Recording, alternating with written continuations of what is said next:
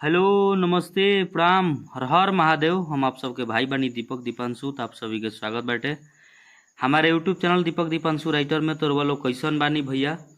हमारा आशा ना पूरा विश्वास बा कि आप लोग एकदम ठीक हो, हम एकदम ठीक रह जा, मस्त रह जा, स्वस्थ रह जा और आप लोग अपने काम में व्यस्त रह जा।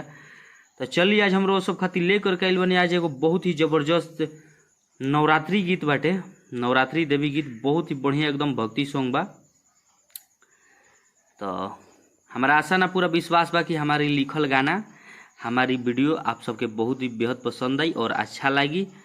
और भैया आप सबके प्यार दुलार, प्यार सपोर्ट और आशीर्वाद अपने भाई दीपक दीपांशु के और इस चैनल के जरूर मिली और आप लोग जरूर देहब। जब भैया आप लोग से दोनों हाथ जोड़ के रिक्वेस्ट बा।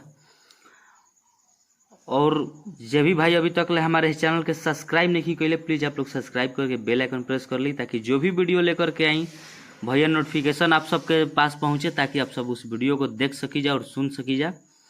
और भैया वीडियो अच्छा लगी तो आप सबसे रिक्वेस्ट बा कि आप लोग ये वीडियो के ज़्यादा से ज़्यादा शेयर करब जा, लाइक करब जा और इस चैनल के सब्सक्राइब करब जा। और अपन एक एक कमेंट करके बतलाइब जा कि हाँ हमारी लिखल गाना लागल कैसन, आप सबके हमारी वीडियो लागल कैसन।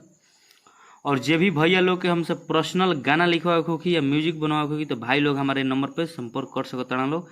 हमारी नंबर वीडियो के डिस्क्रिप्शन बॉक्स में और वीडियो की स्क्रीन पर सभी जगह मिल जाए। तो आप लोग एक बार सेवा का मौका जरूर दी जाए। एक बार आप लोग वीडियो, आप लोग एक बार म्यूजिक करा के देखी जा और गाना लिखवा के देखी जा। आप लोग एक बार मौका जरूर दी जा, कम से कम खर्च में आप लोग के काम हो जाए। तो चली तर्ज बात देवघर में सोनू सरगम भैया के गाना पर ही गाना लेकर के आइल बनी। नवरात्रि देवी गीत बाटे, बहुत ही जबरदस्त एकदम लभर सॉन्ग देवी गीत बा। तो आप लोग के हम ज़्यादा देर ना करते हुए सिंगल सॉन्ग बाटे मुखड़ा के डमी करके सुनावत तनी। रोज भोर हरिया माई के दुआरिया जाई के चुनरी चढ़ाऊ पगली।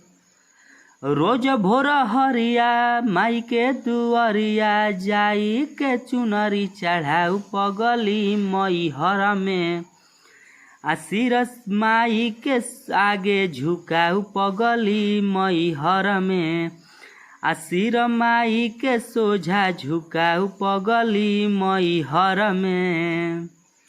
हमारी मुखड़ा रहा, हमारी मुखड़ा आप सबके कैसा लागल आप सब कमेंट करके जरूर बतलाइब जा।